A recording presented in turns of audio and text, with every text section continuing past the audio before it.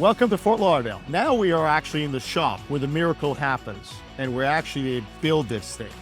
And it's very impressive. So meet Joe, okay? Hi, how are you? I'm gonna give him a little bit of his rundown, what he does, and how he's actually building this little Jeep here, what looks very small compared to that monster right there, the Apocalypse 6x6. Joe, it's on you, man. Hey, this is Joe with Apocalypse Manufacturing, and it looks small right now, but this is what they all start out as. This is about halfway through the process here, where we take the entire car, we just cut it clean as you would imagine, right in the middle, and then we begin to fabricate our own frame, going back, all quartering steel, all CNC plasma cut, all parts fabricate in the back of the house, and then we assemble it all together to accommodate the other axle.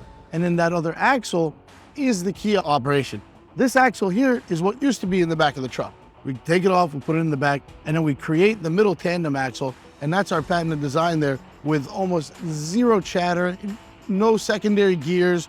And the Fox, what is that? Where do you get, I mean, how come you put the Foxes on these? So I like the Fox reservoir shocks because the truck rides a lot smoother. There's a lot of shocks out there. Fox just does a great job. And we'll put any shock that a customer wants on there, but if it's up to me, we'll go with the Fox shock. It's a nice, easy ride. Plus now, the thing that people forget about a six-wheeler, why do you go with a dually, right? You got an extra set of tires in the back, maybe to carry an extra load. Well, a six-wheeler, you actually have a whole nother axle, whole nother set of springs, whole nother set of shocks that you don't get with the dually. So you could really load the back of this truck up and tow a ridiculous amount. This size here, depending on the horsepower you put to it, can tow somewhere in the neighborhood of 15,000 pounds. Our next size up can tow 20,000 pounds. With a sports size truck, 20,000 pounds, like a 40-foot boat. It's huge. So when you come down to that, there was something what actually Jerry explained to me on production time from the three models you actually have. They really vary. The fastest production time is the diesel. The diesel, hands down. And I mean, we actually have one in order. Yeah. And we also have a Hellcat on it. But the first one coming is a diesel. Yep. The reason I went with diesel, everybody told me, no, don't go there. And I said, no, that's where I want to go.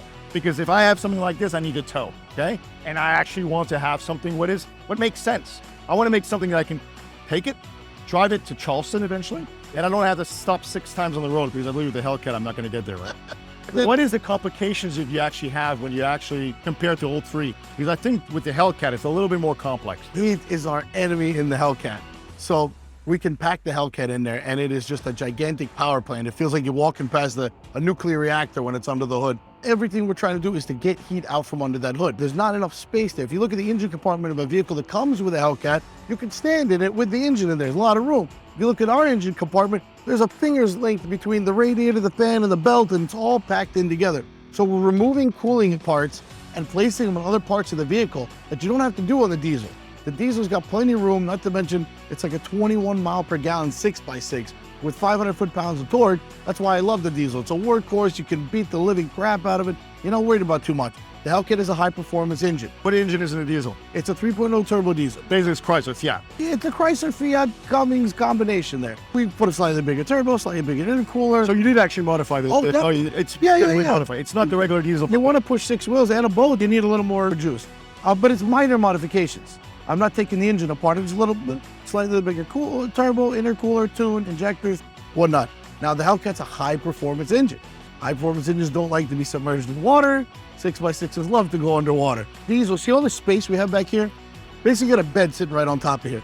So what we do is I'm taking radiators, and I place one here, and I place one under there. Gigantic radiators stretched with fans that are taking the heat out of the engine compartment and dumping it back here. Because you can only release so much heat into the front of that car and still have air conditioning, still cool the oil, still cool the power steering, still cool the transmission, and then cool the supercharger. The supercharger being cooled is so important because it varies the horsepower.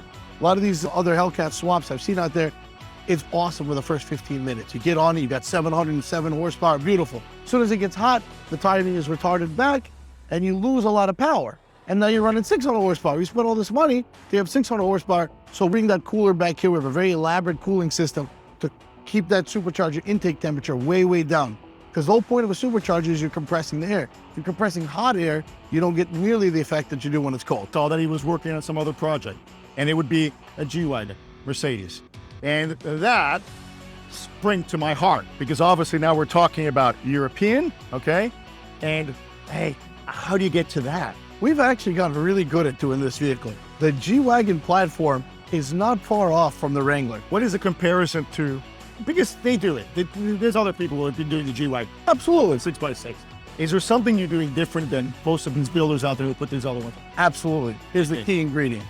We don't have a secondary transfer case and a drive shaft going over another axle and very limited travel. Then you end up with a six-wheeler that really is not more capable than a four-wheeler. What we have is a single pass-through system. So you have one drive shaft coming down, goes in your middle axle, out the back of it, goes straight to the rear axle. There's no overdrive, underdrive, there's no secondary gear being spun, there's nothing spinning in reverse. It's just one-to-one straight pass-through. So when you smash the gas, and remember these things have the option of the all-time six-wheel drive, all six wheels turn in harmony. There's no high-speed vibrations or harmonic feedback or any of that. That's the real difference between our conversion and, what else is out there. And by the way, if you wanted to show somewhat of finished product here on this side, right behind here, if you turn your camera, you'll see it. So that is the finished product. Yeah, this is the one that's down to quality control and on its way out the door. This is like our flagship model. This is the Hellfire.